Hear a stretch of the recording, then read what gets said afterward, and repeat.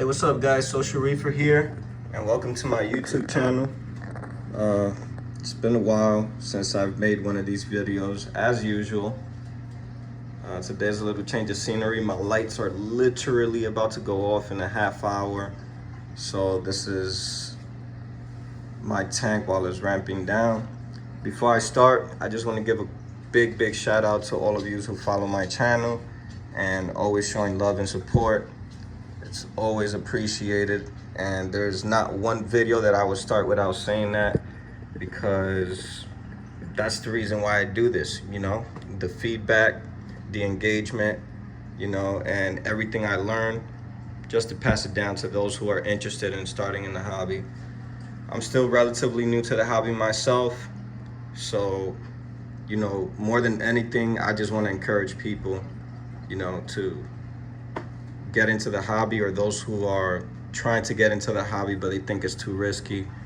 Just give you all the knowledge that I can. Since the last time I made my video, a few things have changed. I don't recall what the last video is about, to be honest. I'm not about making scripts and writing down notes. Every time I make these videos, it's just me talking and running my mouth about whatever it is that comes to my mind first.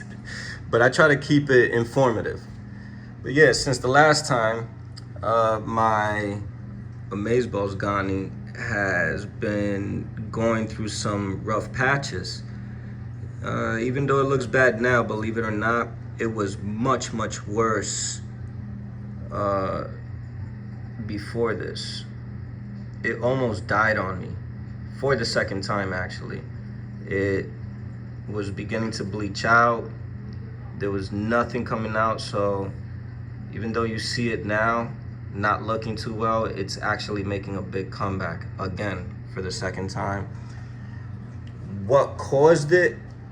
If I had to take a guess, there was a period where I lost a lot of fish in my tank, and I wasn't having to feed as much because there wasn't that many fish in my tank. So during that period, my nutrients went down tremendously. My phosphates were bottomed out for a while, and it took some time for me to get them back to the normal ranges that my aquarium is accustomed to. So during that phase, my Amazeballz Goni just got super stressed out, and it almost died again. But I managed to, you know, get things more or less, you know, leveled out, I want to say, and it's been making a good comeback. I did lose another Goni that I had. It was much smaller than the Amazeballz Goni, and it died on me.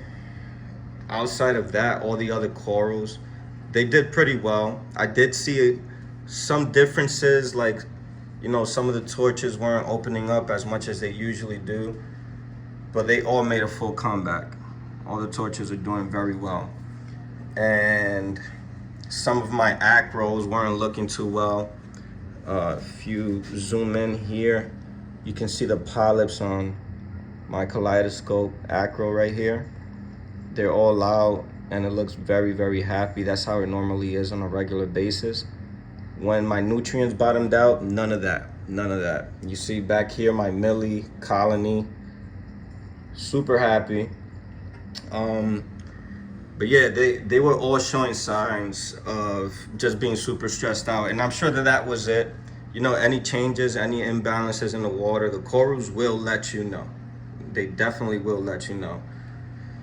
But, you know, that's behind me now. I want to say that for the past month, or maybe more than a month, everything has been going great.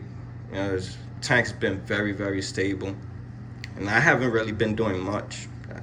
I've just staying hands off as much as possible. I think that that's probably one of the biggest keys to my personal success. I try not to touch my tank as much as I can. I try not to put my hands in there. Outside of feeding, I try not to put my hands in there. I let my glass get super dirty before I start scraping it, because I try not to disturb anything in there. and it's been paying off. It's been paying off big time. Uh, you know, it's a lot, to take in for somebody that's new in the hobby. But if I had to give any advice, my advice would be, in the beginning, you have to be very strict with whatever type of maintenance it is that you need to do, whatever type of, processes you have to go through in the beginning. You have to be very, very strict. And I want to say, for the better part of a year at least, be very strict with everything that you do in this tank. Don't miss your water changes.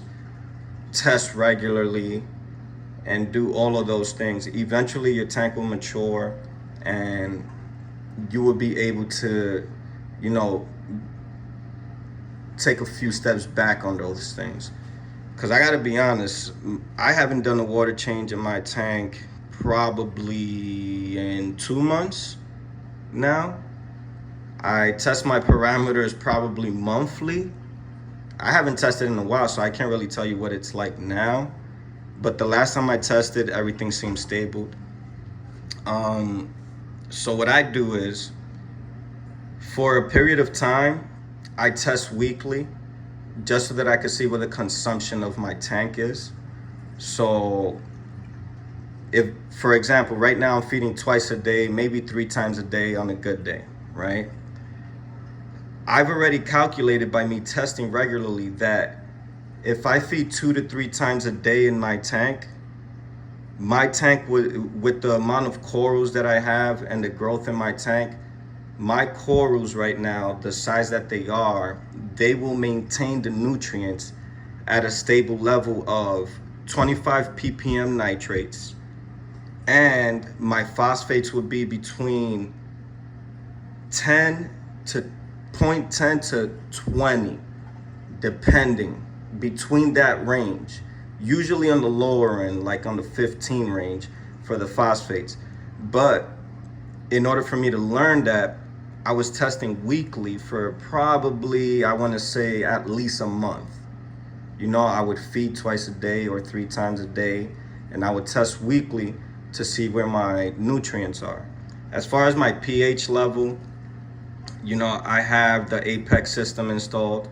So the Apex system, as long as you make sure that your sensors are calibrated, you can keep track of that very easily.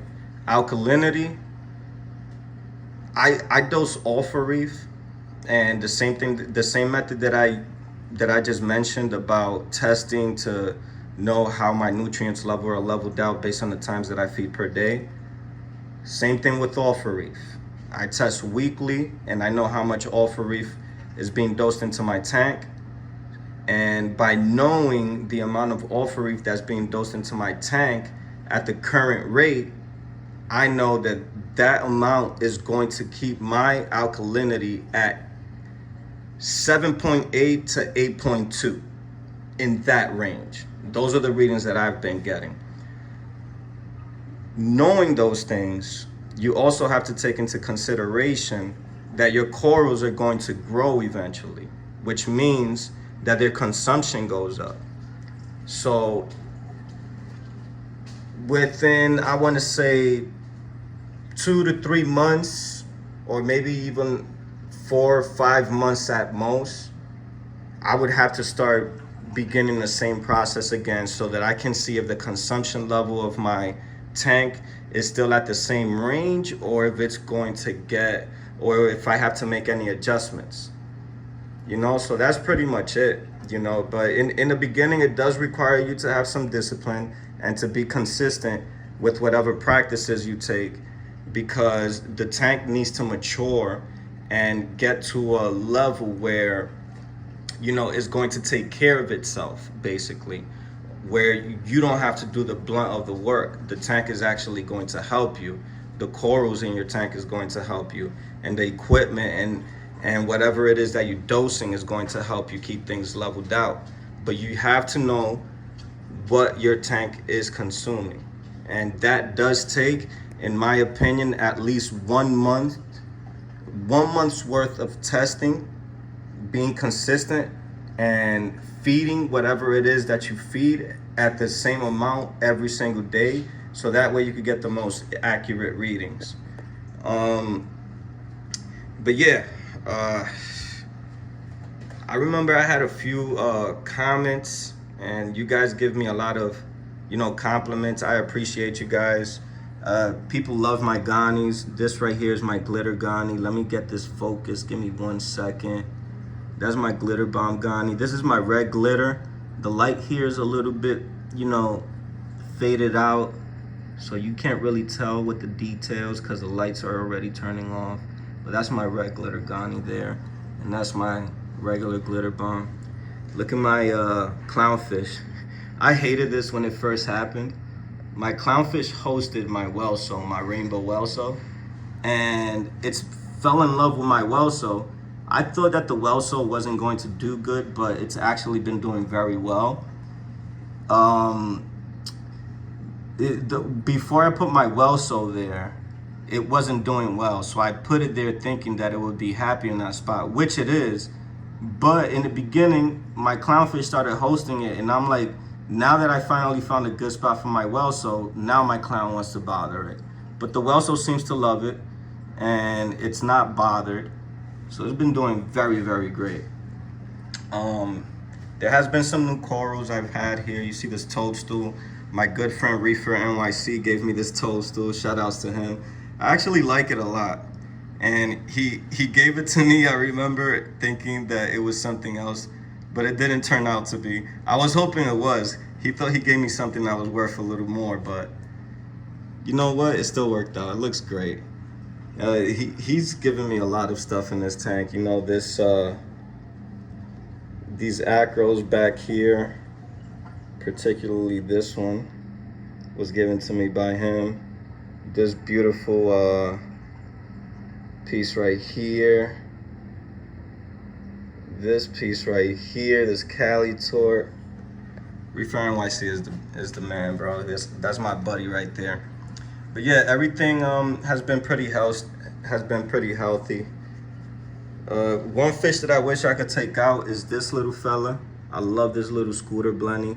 It's a great fish, don't get me wrong, but every time he sees my mandarin, he gives my mandarin the business. And I feel bad because my mandarin is already afraid of him. Every time he sees him, he just runs away. But every other fish in this tank has adapted pretty well, and everything has been going fine for the most part. If there's anything that I didn't address that you guys asked me for in the past, I apologize. As you know, I make these videos, everything is freestyle. I like to keep it as organic as possible. I'm not doing this for followers or anything. I'm just doing it for the engagement and to just pass down the things that I learned. It's a pleasure.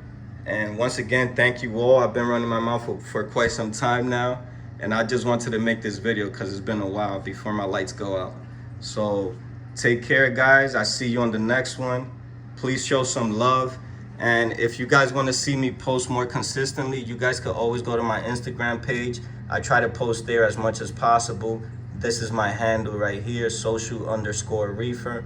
That's my Instagram page. I post there all the time, and you guys will be able to see the stuff that I post on a more regular basis. As far as anything else, I'll see you guys next time. Peace out. Have a wonderful holiday weekend.